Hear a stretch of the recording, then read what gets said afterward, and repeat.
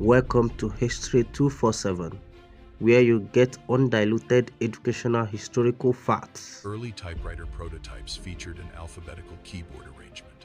This design placed frequently used letters in close proximity on the keyboard. When these keys were struck in rapid succession, mechanical issues arose. The corresponding metal type bars would physically clash and jam within the machine's basket. This mechanical interference significantly hindered typing speed and overall efficiency. Frequent interruptions were necessary to untangle the stuck components, disrupting workflow. The QWERTY keyboard layout was developed by Christopher Sholes to solve a mechanical problem.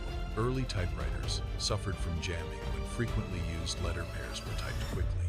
Sholes strategically separated common letter pairs, like TH or HE, on the keyboard.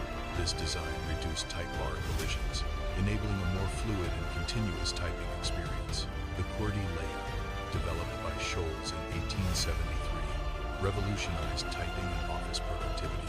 The subsequent addition of the Shift key allowed a single key to produce both uppercase and lowercase characters. Despite the obsolescence of mechanical type bars, the QWERTY layout's fundamental design persisted.